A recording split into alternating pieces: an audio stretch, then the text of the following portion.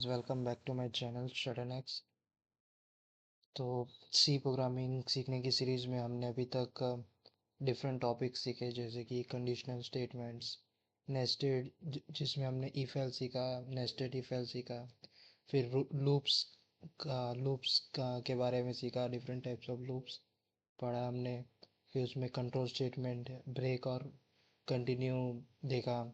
फिर different types of pattern print कैसे करना है वो सीखा। तो आज हम प्रोग्रामिंग लैंग्वेज का one of the most topic start करने जा रहे हैं, जिसका नाम है functions and recursion. Function and recursion एक इम्पोर्टेंट हाँ एक इम्पोर्टेंट टॉपिक है कोई भी प्रोग्रामिंग लैंग्वेज सीखने का। तो आइए स्टार्ट करते हैं फंक्शन से पहले। सो फंक्शंस क्या होते हैं? हम प्रोग्राम्स जब लिख रहे हैं, हम कोई भी अब प्रोग्रामिंग लैंग्वेज या प्रोग्राम्स एल्गोरिदम हम बना रहे हैं, तो उसमें छोटे छोटे रूल्स या छोटे एल्गोरिदम्स को डिफाइन करने के लिए हम प्रोग्राम फंक्शंस लिखते हैं, जो specific small and specific task को परफॉर्म करता है। तो इधर वही लिखा है कि function is A self content block of code that performs a specific task. Think of it as a mini program within your main program. हर छोटे छोटे प्रोग्राम्स को और हर छोटे छोटे टास्क को एग्जीक्यूट करने के लिए जो हमारे मेन प्रोग्राम में है, उसे एग्जीक्यूट करने के लिए हम फंक्शंस के रूप में उसको यूज़ करते हैं, ताकि वो अच्छे से हर एक टास्क को एक न्यू फंक्शन मिल जाए। और हमारा जो मेन प्रोग्राम है या मेन कोड ब्लॉक है, उस पर ज़्यादा बर्डन ना आए। तो इसमें एक सिंपल सा एग्जांपल है, in the chef analogy. In a professional kitchen the head chef does not do any everything, they delegates task. Assistant A handles chopping, assistant B handles grilling, assistant C handles plating. Each assistant is like a function that the main chef calls when needed. तो ये होते हैं functions. Functions की ज़रूरत क्यों पड़ती है हमें? हम हमारे प्रोग्राम में हम फंक्शन का यूज़ कब कब करते हैं? फर्स्ट है code reusability. Write once, use many time, avoid repeating the same logic multiple time in your code.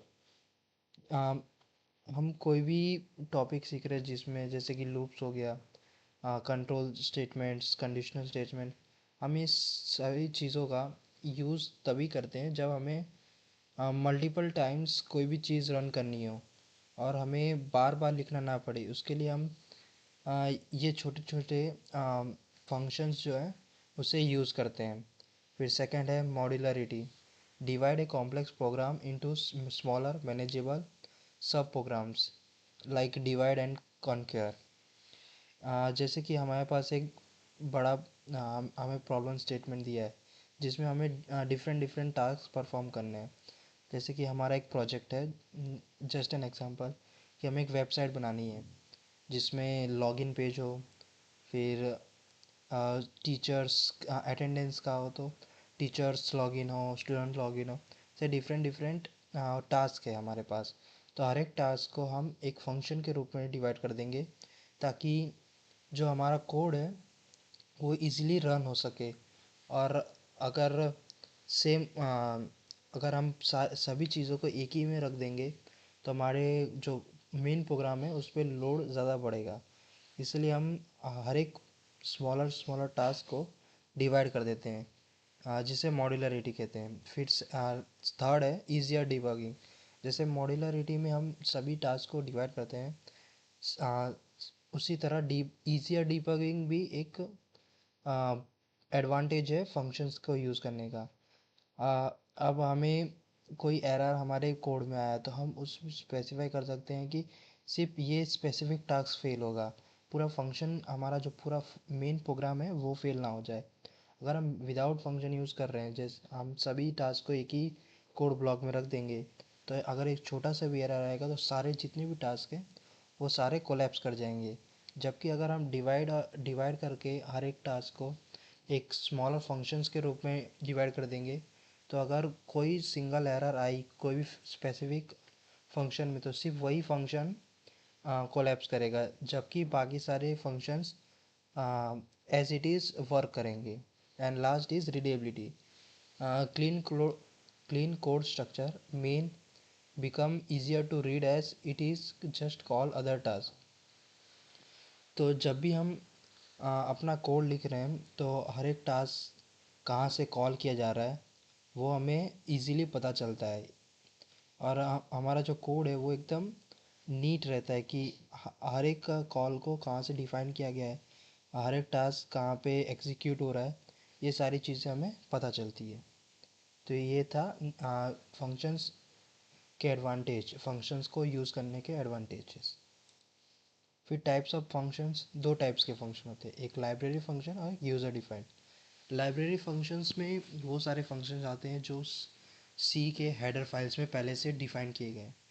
जैसे कि हम यूज़ करते हैं standard dot H, standard studio dot H, जिसमें प्रिंट एफ, स्कैन एफ, ये सारे प्रिंट एफ काम कर रहा है। प्रिंट एफ भी एक फंक्शन है। जैसे कि प्रिंट हम जब भी कीवर्ड टाइप करते हैं तो वो उसका टास्क क्या है कि जो भी स्ट्रिंग हमने प्रिंट एफ के अंदर जो भी चीज़ रखी है उसको कंपाइलर में प्रिंट करना है। स्कैनएफ क्या करता है, जो भी कंपाइलर है वहाँ से इनपुट को टेक करना है यूज़र के थ्रू। तो ये सारे प्री डिफाइंड होते हैं। जैसे कि दूसरा है मैथ डॉट एच, जिसमें स्क्वायर रूट, पावर, क्यूब, अलग अलग फंक्शंस आते हैं। फिर स्ट्रिंग डॉट एच, जिसमें हम ज़्यादा स्ट्रिंग के साथ जब डील कर रहे होते हैं तब हम string dot H header file use करते हैं, जिसमें यहाँ स्ट्रिंग लेंथ है, स्ट्रिंग सब स्ट्रिंग्स है, अलग अलग फंक्शंस है स्ट्रिंग के, उन्हें यूज़ कर रहे होते हैं। तो ये सारे पहले से सी या कोई भी प्रोग्राम में पहले से डिफ़ाइन किए जाते हैं। और नेक्स्ट टाइप होता है यूज़र डिफ़ाइन। जो यूज़र डिफ़ाइन फंक्शंस वो होते हैं जो यूजुअली प्रोग्रामर्स डिफ़ाइन करते हैं। जैसे कि हम कोई भी प्रोजेक्ट बना रहे हैं तो जैसे हमने पहला एग्जांपल लिया कि हम एक अटेंडेंस शीट का वेबसाइट बना रहे हैं, तो वो हमारा प्रोजेक्ट है। तो हमें प्रोजेक्ट में क्या क्या डिफ़ाइन करना होगा, एक लॉगिन पेज डिफ़ाइन करना होगा, फिर टीचर्स के लिए पेज डिफ़ाइन करना होगा, स्टूडेंट्स के लिए, फिर एंट्री अलग अलग डिपार्टमेंट्स के लिए। तो ये सारी चीज़ें हम डिफ़ाइन कर रहे हैं, तो ये यूज़र डिफ़ाइंड फंक्शंस के अंडर आएंगे।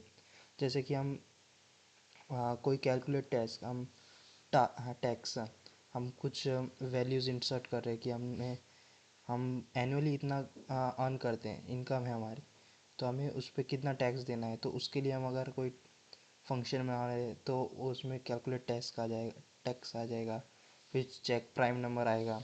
ऐसे जो फंक्शंस को हम अपनी कस्टमाइज़ कर रहे हैं या हम अपने हिसाब से बना रहे हैं वो यूज़र डिफाइंड फंक्शन में आते हैं। फिर नेक्स्ट है फंक्शंस को डिक्लेयर कैसे करना है, फंक्शंस को लिखना कैसे हमारे प्रोग्राम कंपाइलर्स में, also known as functions prototype. It tells the compiler about the function's name, return type and parameter before it is used। तो हमारे दो टाइप के फंक्शंस है जो है प्री डिफाइंड और यूज़र डिफाइंड। प्री डिफाइंड तो हम नॉर्मली यूज़ करते हैं, तो हम यूज़र डिफाइंड फंक्शंस हमारे जो कोड्स है उसमें यूज़ करेंगे और देखेंगे कि वो कैसे यूजुअली वर्क करते हैं। तो इसका सिंटैक्स क्या होता है, रिटर्न टाइप। अब रिटर्न टाइप में भी दो टाइप होते हैं, जैसे कि वॉइड, जिसमें हम लास्ट में रिटर्न ज़ीरो ना लिखे तो भी चलता है, और दूसरा होता है मेन फंक्शन, जिसमें हमें कोड के एंड में रिटर्न ज़ीरो लिखना पड़ता है। फिर इसमें रिटर्न टाइप, फंक्शन नेम, हम फंक्शन को कोई नेम दे रहे हैं, जैसे कि लास्ट स्लाइड में दिया है कैलकुलेट टैक्स, चेक प्राइम, ऐसे। फिर पैरामीटर लिस्ट, फिर हम उसके अंदर वो फंक्शन के अंदर हमें करना क्या है या हम क्या क्या ऐड कर रहे हैं वो सारी चीज़ें हमें पैरामीटर लिस्ट में लिखनी है। जैसे कि example integer add number, integer A and integer B.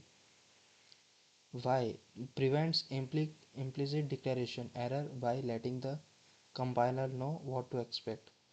ये हम इसलिए यूज़ करते हैं ताकि हमारे कंपाइलर को पूरे कोड में रन करने में दिक्कत ना हो। और जब भी हम फंक्शंस नेम डिफाइन कर देते हैं तो वही फंक्शन एग्जीक्यूट होता है जो हमने डिफाइन किया है और जिसमें हम वैल्यू इंसर्ट कर रहे हैं। तो ये फंक्शन का स्ट्रक्चर है।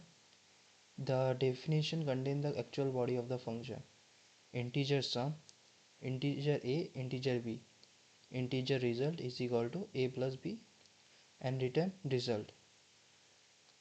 तो ये मेन फंक्शन के अंदर आएगा क्योंकि हम मेन फंक्शन के अंदर रिटर्न वैल्यू यूज़ करते हैं।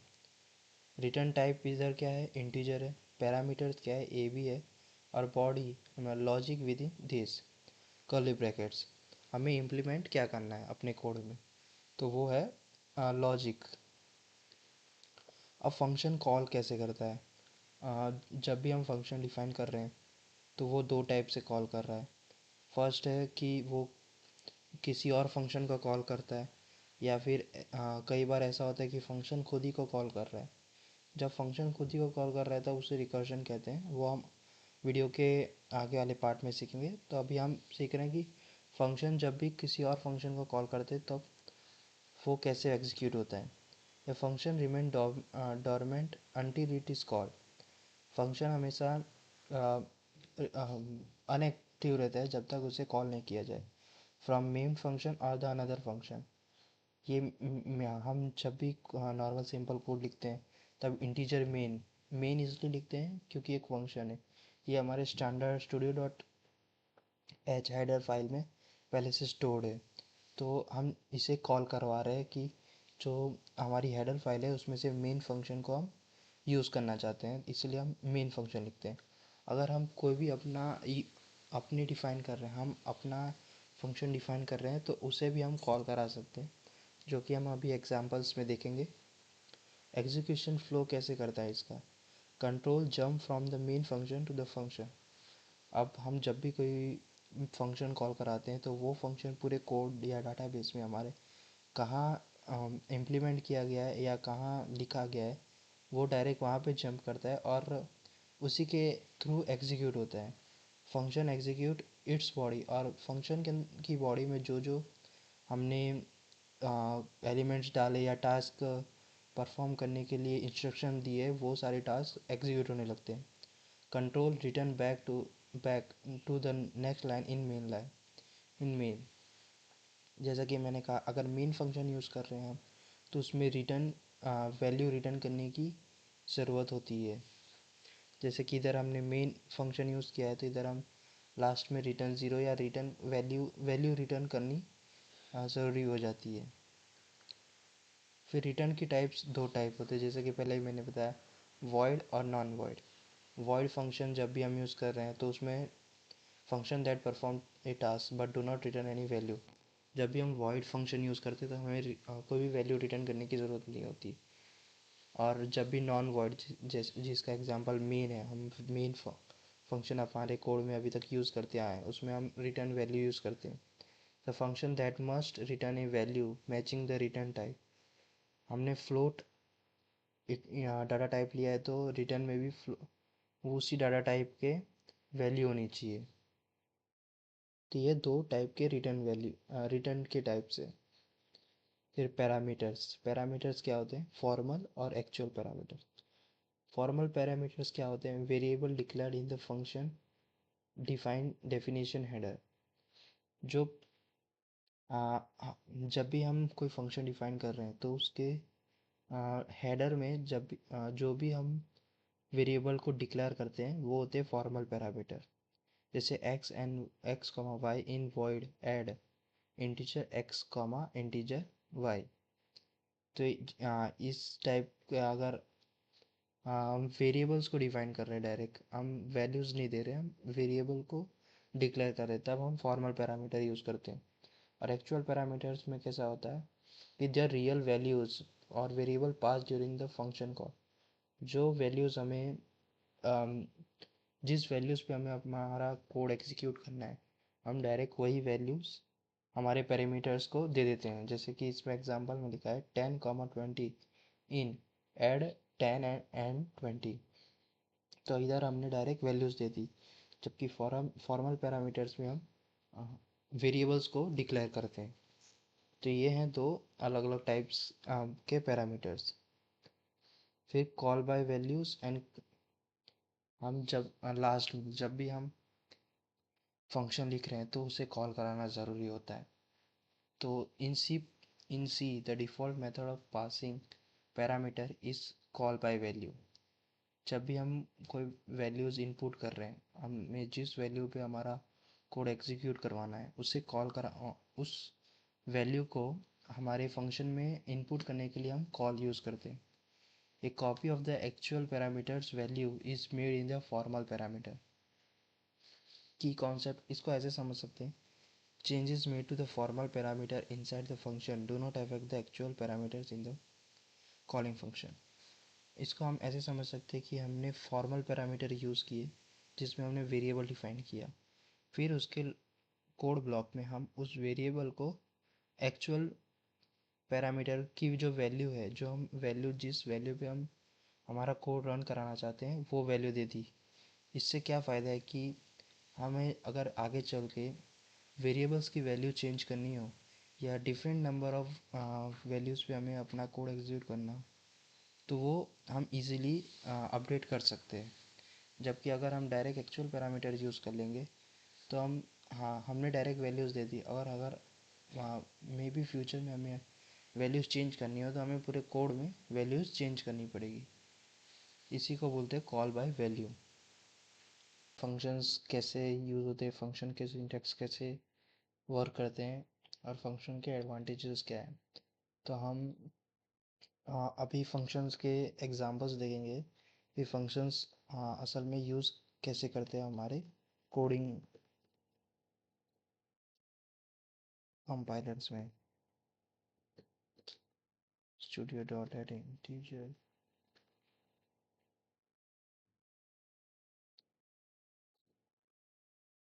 इंटीजर में मैं एक पहले हम एक नॉन वर्ड फंक्शंस लेंगे। नॉन वर्ड फंक्शन कैसे यूज़ करते हैं, जिसमें मेन हम नॉर्मली यूज़ करते हैं, वो कैसे यूज़ करते हैं वो देखेंगे, उसका एग्जांपल ले लेंगे। और फिर एक वॉइड फंक्शंस कैसे यूज़ करते हैं, हम उसका एग्जांपल ले लेंगे। तो हम नॉन वर्ड में हम एक कोड लिख रहे हैं कि अगर हमें फाइंड करना हो कि दो इंटीजर्स में से मैक्सिमम नंबर क्या है, तो उसका कोड होगा integer main, integer a comma integer b, sorry, integer b if a is greater than b, return a,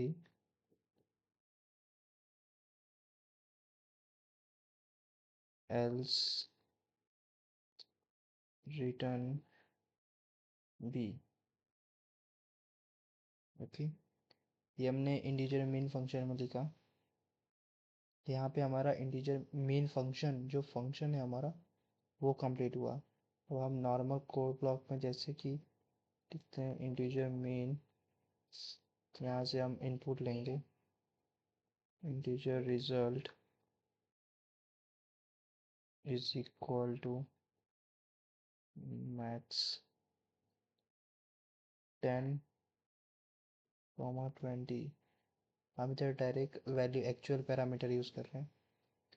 print F, आप चाहें तो हम फॉर्मल पैरामीटर वेरिएबल लेके भी कर सकते हैं, बस उसमें फ़र्क आएगा कि हमें दो वैल्यू इनपुट करानी पड़ेगी यूज़र से। Integer value is percentage D slash N comma result. Okay, इधर आएगा return zero, sorry return zero. तो ये है हमारा code. Oh, sorry, what's no site हम सेव करते हैं। ओ सॉरी, इधर मेन नहीं आएगा, इधर हमने फंक्शन का नाम इधर मैक्सिमम रखना चाहिए, ताकि हम अपने फंक्शन का नाम मैक्स रख रहे हैं। ये सेव किया हमने, हम डिबग करेंगे, रन करेंगे, कोड देखते हैं।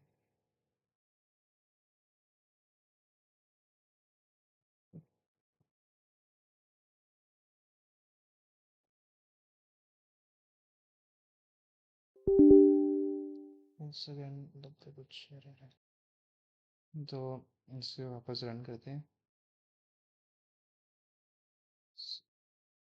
रन को करना है, एरर किस लिए आ रही है। इधर आ गया, द मैक्सिमम वैल्यू इज 20। तो ये वर्क कैसे कर रहा है, हमने इधर एक फंक्शन डिफाइन करके रखा है। ऐसे हम कई फंक्शंस डिफाइन कर सकते हैं, जैसे कि इधर हम दूसरा ही फंक्शन डिफाइन कर देंगे, integer main, sorry, integer add integer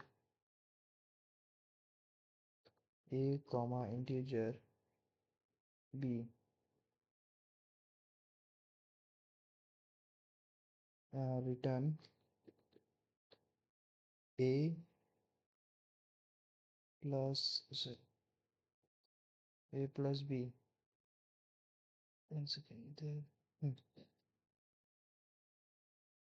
इधर हमने दूसरा फंक्शन डिफाइन किया, इधर इंटीजर रिजल्ट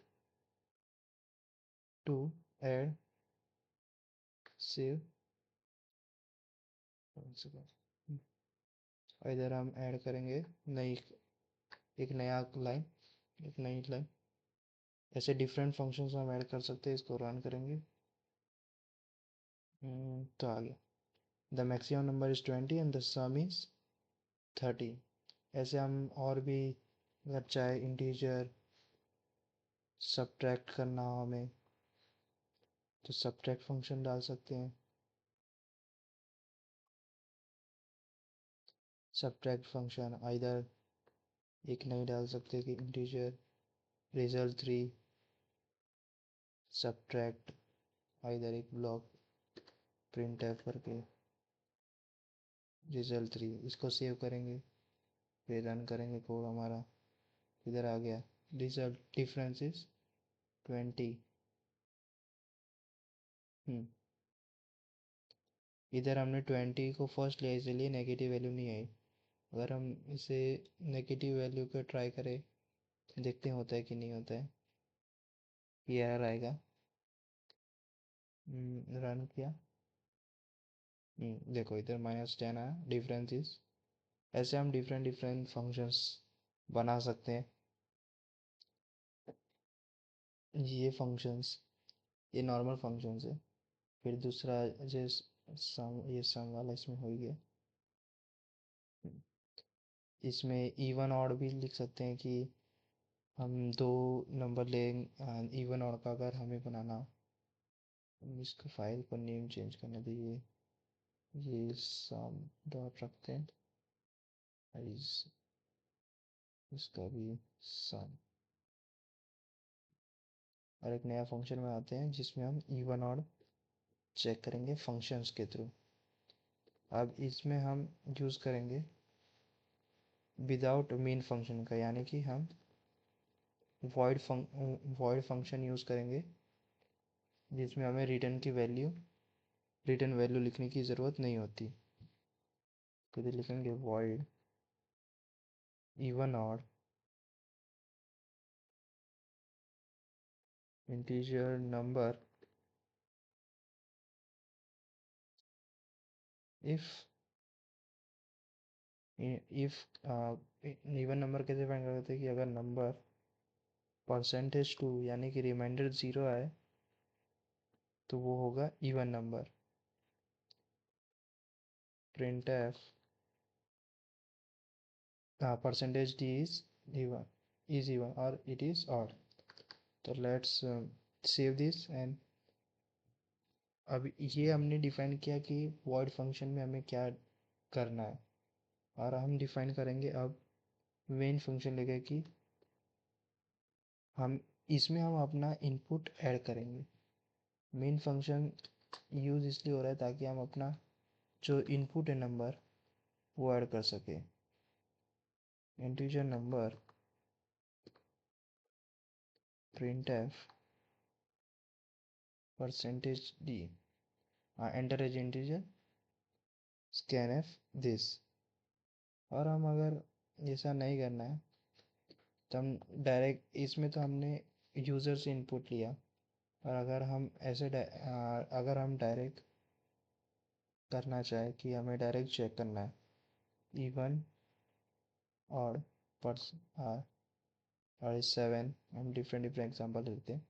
तो ये डायरेक्ट हमने एक्चुअल वैल्यू दे दी और इसे रन करेंगे तो देखो 10 is even and 7 is odd. अगर हम इसे यूज़र से इनपुट ले जैसा कि हमने इधर पहले से डिफाइन रखा है, अगर हम इसे यूज़र से इनपुट लेंगे एंटर एजेंसी जैसे कि मैं 29 डालता हूँ जो कि ऑड है तो ऑड आना चाहिए। तो इधर आ गया 29 इज ऑड। एक बार इवन से भी ट्राई करते हैं। इधर है 96 तो ये आ गया 96 इज इवन। तो ये आई होप समझ में आया होगा कि हम आपको फंक्शंस कैसे यूज़ करते हैं। फिर चाहे वो वॉइड फंक्शन से यूज़ करना या मेन फंक्शन से यूज़ करना। मेन फंक्शन हम जब भी यूज़ करते तब हमें रिटर्न वैल्यू रिटर्न करने की ज़रूरत होती है। पर अगर हम वॉइड फंक्शन यूज़ कर रहे हैं तब हमें रिटर्न वैल्यू नहीं करना है।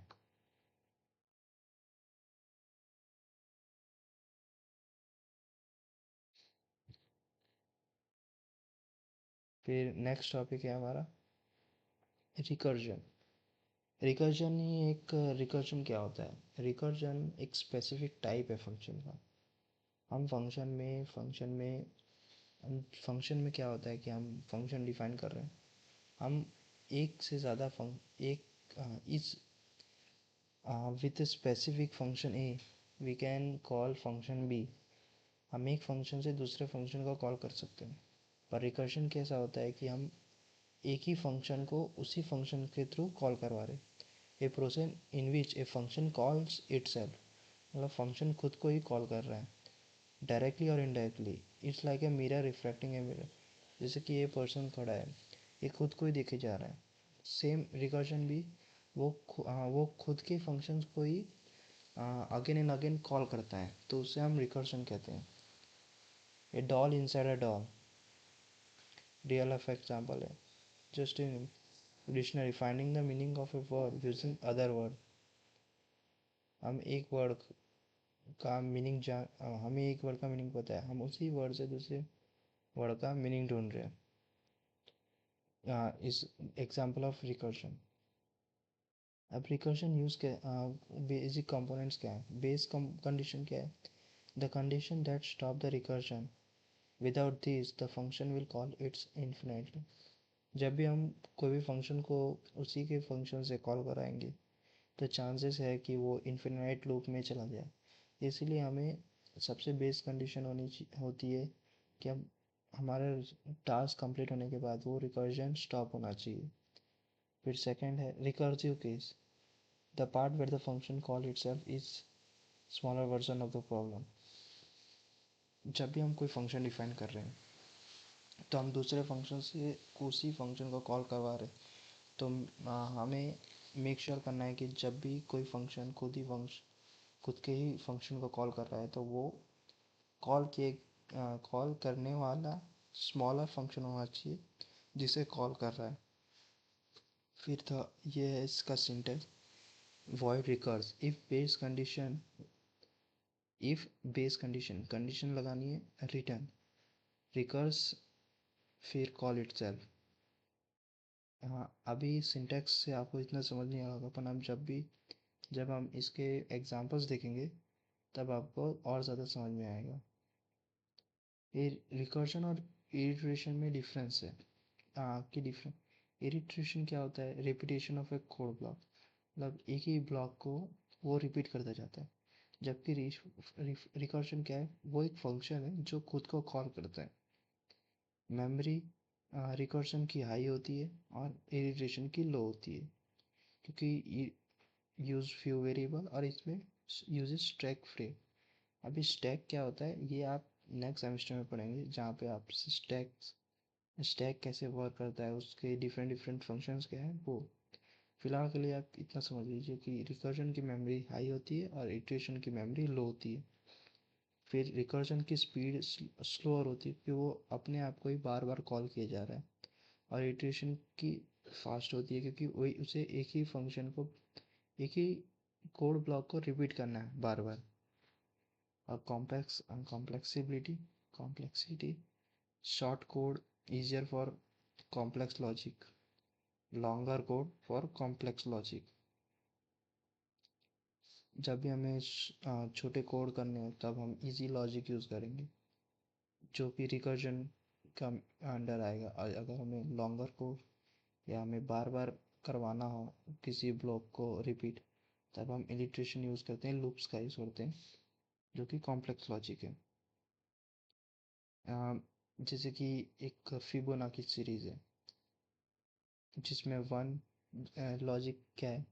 Zero one, zero plus one one, one plus one two, one plus two three, two plus three five. ये खुद ही को, मतलब जो नंबर है उससे आगे वाले नंबर को प्लस करना है, यानी कि वो खुद के ही फंक्शन के खुद के ही फंक्शन से जो आउटपुट जनरेट हो रहा है उसी को आने वाले नंबर के साथ ऐड कर रहा है।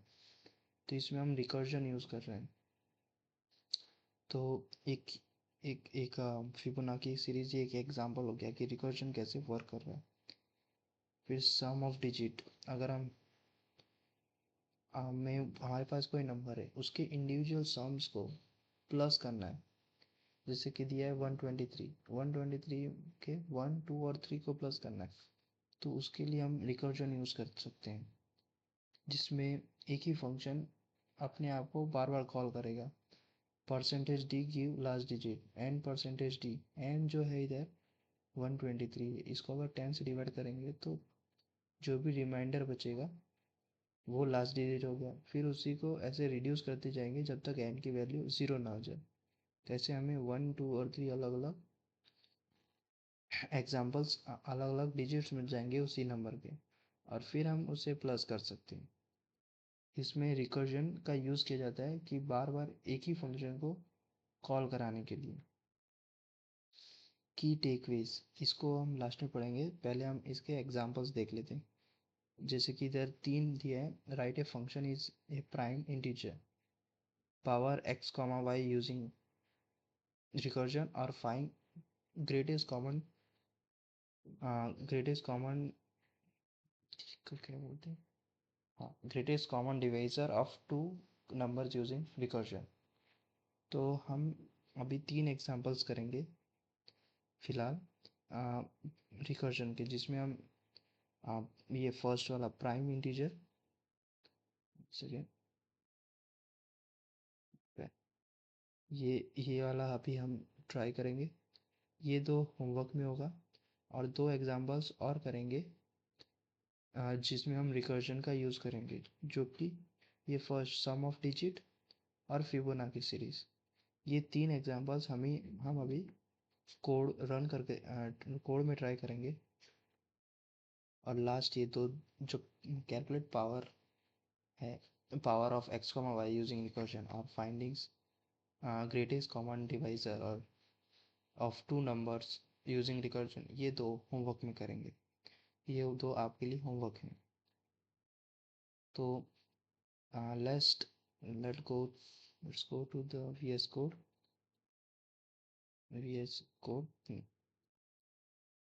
इसमें हम बना लेंगे।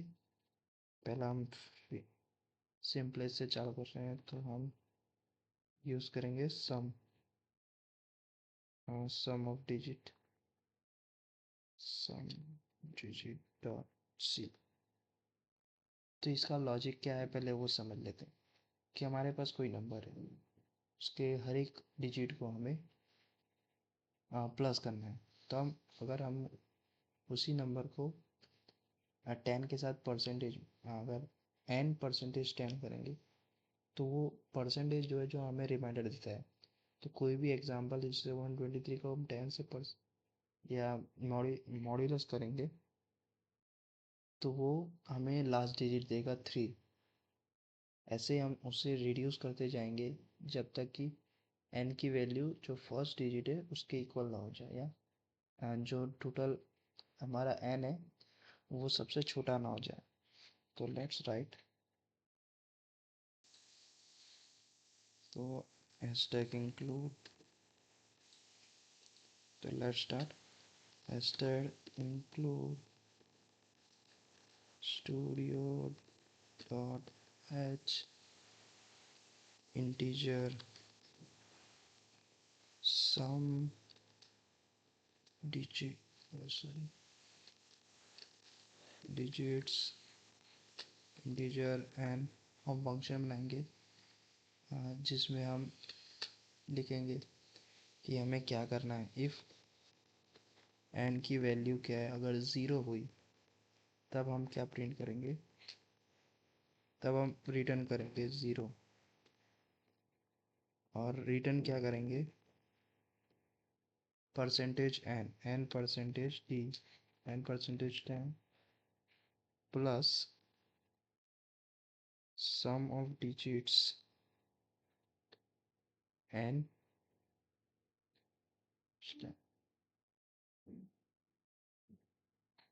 लास्ट में सेमीकोलन।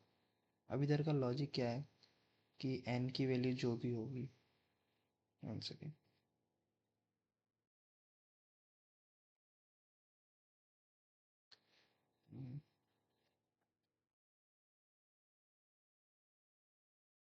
इफ के अंदर ही आना चाहिए से, तो सॉरी ये वाला इधर नहीं आएगा।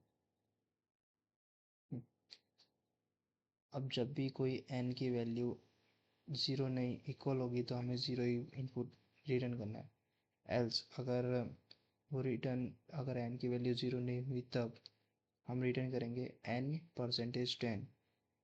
हम n को एग्जांपल ले लेते हैं 123 है इधर, l इज इक्वल टू 123। चलो एक एग्जांपल ले लिया हमने कि l 123। तो l 123 को हम रिप्रेजेंट करेंगे कि जो n है उसको परसेंटेज 10 करेंगे। अगर इसे हम 10 के साथ मॉड्यूलस करते हैं तो ये आंसर देगा 120 प्लस 3। तो ये वही है कि ये परसेंटेज 10, इधर 3 आएगा और इधर आएगा 120। 120 को फिर 10 से डिवाइड कर दिया है ताकि उसका क्वेश्चन मिल सके। इधर डिवाइड का डिवाइड यूज इसलिए यूज़ किया है कि वो क्वेश्चन देख सके। फिर वापस हमने इधर ही इसी को फंक्शन के अंदर ही इसी फंक्शन को वापस कॉल कराया कि इसका जो आंसर आएगा वो वापस से इधर आ जाएगा। और ये वैल्यूज़ तब तक ये फंक्शन तब तक एक्टिव रहेगा जब तक n की वैल्यू ज़ीरो ना हो जाए। फिर इधर लिखेंगे इंटीजर मीन इंटीजर नंबर, या फिर हम डायरेक्टली लिख सकते हैं, पर हमें सम लिखना है इसलिए हम चाहे तो डायरेक्ट भी लिख ही सकते हैं। हम तो पहले डायरेक्ट का एक्चुअल वैल्यू देके ट्राई करते हैं। सम डिजिट्स हम इधर लिखेंगे 124, 1324 और 7। और इधर हम लिखेंगे प्रिंट किए। तो हमने नंबर दिया है 1234 और लास्ट में इधर सम प्रिंट करेगा। तो let's see if our code runs. So इधर है सम ऑफ डिजिट इज 10। इसको वेरीफाई भी कर लेते हैं। 1 + 2 3, 3 + 3 6, 6 + 4 10। तो इसका आंसर है इसका आउटपुट 10 आना चाहिए। तो इधर आया है सम ऑफ डिजिट्स इज 10। तो ये तो हमने डायरेक्ट एक्चुअल वैल्यू दे के कर, हमने वैल्यूज़ निकाल ली। पर हमें अगर यूज़र से इनपुट करानी हो तब भी हम कर सकते हैं। Integer number semicolon print F integer enter a number scanf percentage d hashtag and epsilon and number और फिर printf सेम। तो ये है नंबर और इधर रिटर्न ज़ीरो, क्योंकि इधर मेन फंक्शन यूज़ हो रहा है, इधर वॉइड फंक्शन नहीं, इधर मेन ही फंक्शन यूज़ हो रहा है, इसलिए हम रिटर्न ज़ीरो करेंगे। अगर हम वॉइड फंक्शन यूज़ करते तब हम रिटर्न नहीं करते। Yes. Let's see if if there is something which is, let me run next one time more vintage। Okay, इधर देख सकते हैं कि इधर स्पेलिंग मिस्टेक होने की वजह से भी एरर आते हैं। सी, तो इधर हम लिखेंगे 564। 564 का सम क्या होता है? 15। तो ये रिकर्जन मेथड है, हाँ इसमें यूज़ हो रही है। फिर नेक्स्ट एग्जांपल है हमारा, next example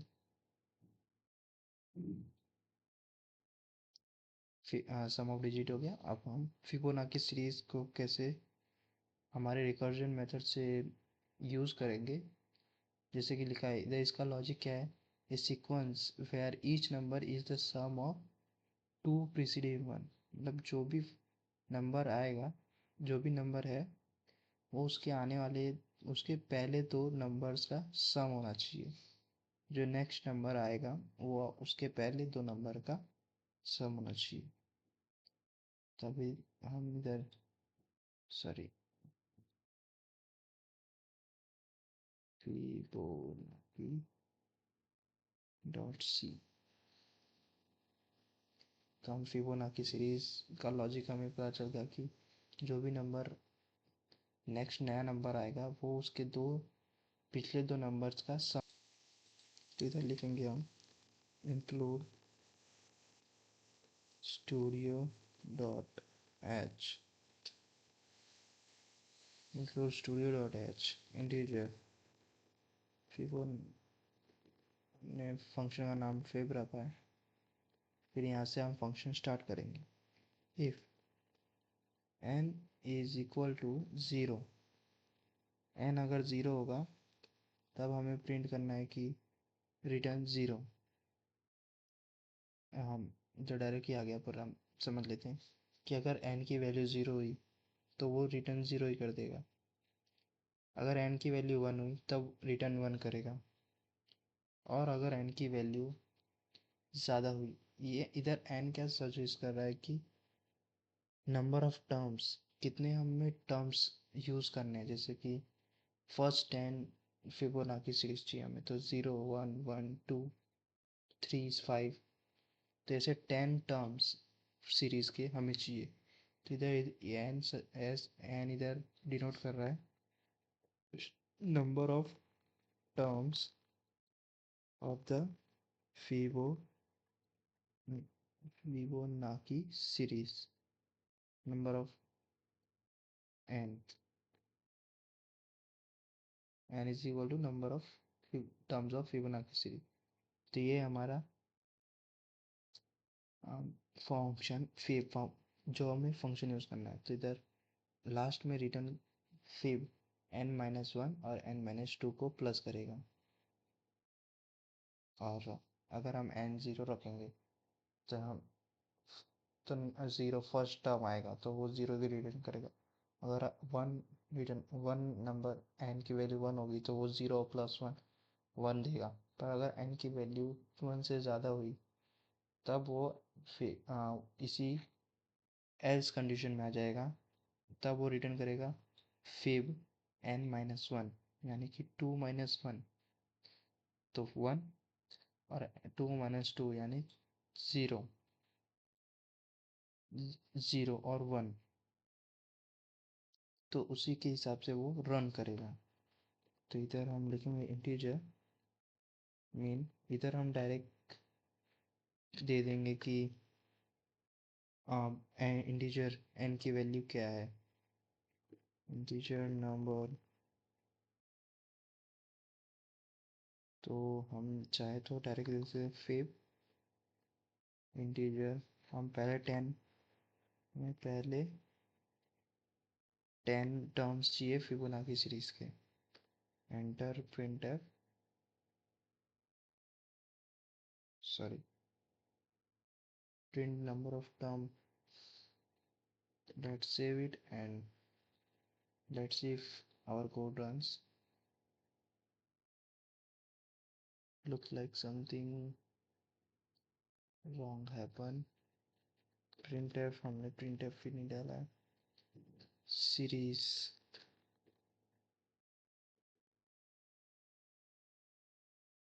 comma fib,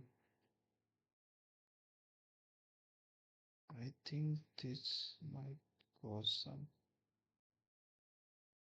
either हमें 10 रखना चाहिए। save percentage is 10। ये सीरीज का टोटल आ गया 55। इधर आया सीरीज का टोटल है, पर हमें सीरीज चाहिए, इसीलिए।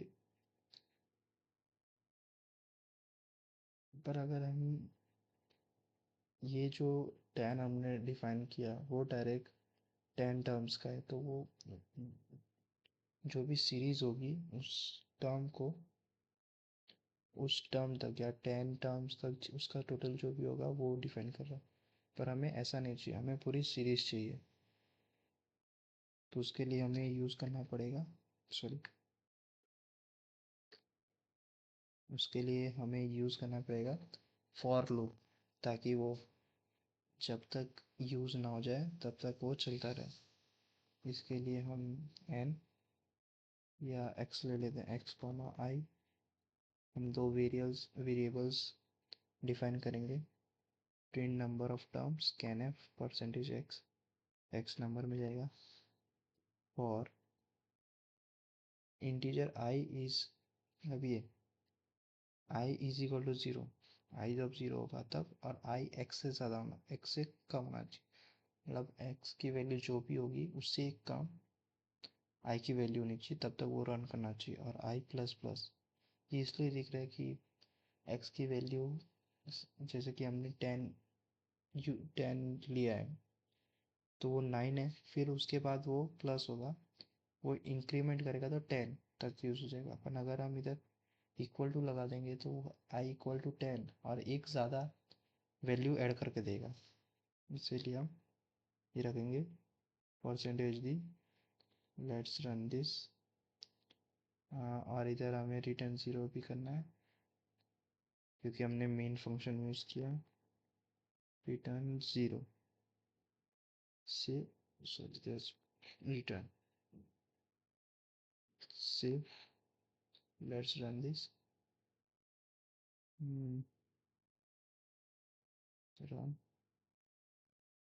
look like something is not well,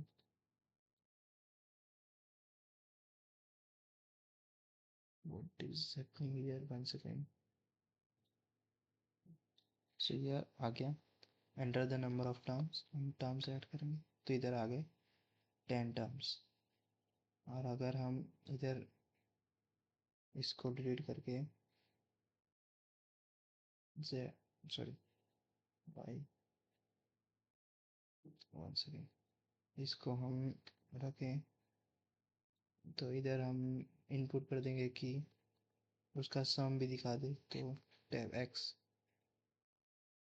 okay save, let's run it again. It's taking time. Why does it taking such so much time?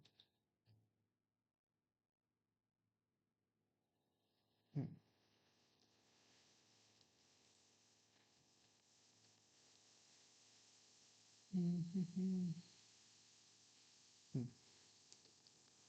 So here we can add 10.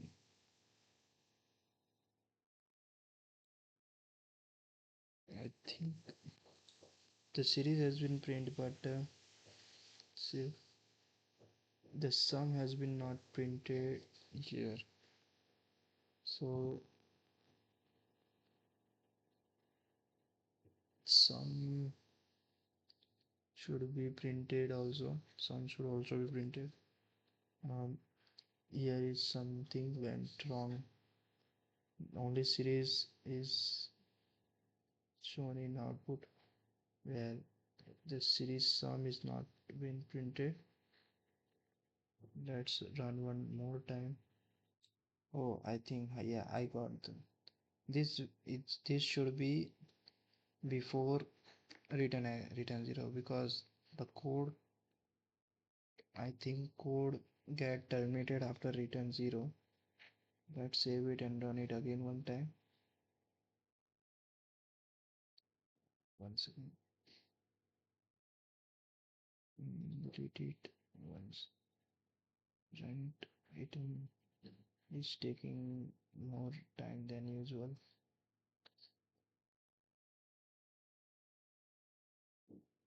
Yes, we got, and here we see. You can see the first the series has been written, then series sum, or here we can say it is not series, it is a sum which is printed, and here we can write printf percentage and sorry, which it will create a new line for sum for next time. So this was the Fibonacci series logic or the code. You should try it once with your side also, because only seeing from a video and learning does not help you to actually learn the code. So you have to practice it by your own. And the last code which we will see was uh, second. Hmm. So here the last code which we will print prime number. How to find the prime, is a prime number or not? The given number is a prime number or not? So let write its logic. Let me take prime. We have, sorry, is prime dot is prime dot c. Hashtag include studio dot h. Sorry, studio dot h is a prime number or not? So first we will guess what does a prime number mean. A number which has only two factors, which is 1 and the number itself, are called prime numbers. So for finding prime number, what we need, if we enter a number, it should check if the number is having more than two factors or not. If the number is having more than two factors, or when the value of I reaches 3 after incrementation, if we are using for loop, the code should break, and the code should break and give that the number is not a prime value. So let's start with our prime value code. So here it will be integer is prime. Here you can see direct the code is available, but for beginners I would suggest that you write using your own logic, which will help you building algorithms and will help in understanding your own logic. If n is smaller or equal to 2, so if n is smaller or equal to 2, then return 2. Let once again then return n is equal to 2. Here we are not using that this the you can see the tertiary operator 1 is to 2. Here we are not using it for our convenience because it does not have any legal or it is not good to use here, we can say. Then if number is divisible by if a number is divisible by I, then return 0, that it is not a prime number. And last, if I percent I into I is greater than n, then we can say that return 1, because it shows that it has more factors than 2. The number n has more factors than 2, so it is not a prime number. Sorry, here it is a it returns 0. Sorry, in this condition, if I n percentage I is equal to 0, because this means the number n is divisible by some other number also rather than 0 and the number itself, so it is shown as not prime value. And if integer in the I variable into I is greater than n, then return 1 and it's a prime number. So it will the code will run itself, and here we can see that recursion is here we can see recursion because the n and I plus 1 value will given again to prime number to check whether the number is actually a prime or not. Integer mean sorry, here we can directly give that is or we can take input from user. Let's take this integer number. We have taken a number in variable, enter a number.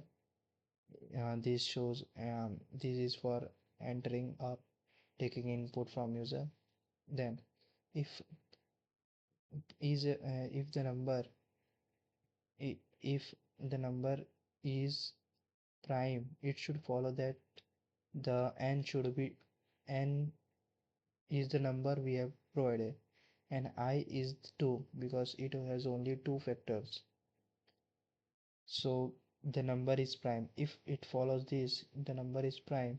If it doesn't follow it, the number is not a prime, and in large return 0. So let's run this. If I am writing 5 is a prime number because it has only two factors 1 and 5. If I am running again, if I am writing 25, it is not a prime number because it has more than two factors. So this was our different examples using recursion. So I suggest you to go through these two examples by yourself. If you have any difficulties, you can post it in our Telegram channel or you can directly ask in the comment section. Till then, thank you. Don't forget to like, share, and subscribe my channel, StutterX. If you feel free to ask anything about any courses which may not be related to this or but and suggest me if any correction we have to need or anything else you can tell. Till then, thank you and take care of yourself.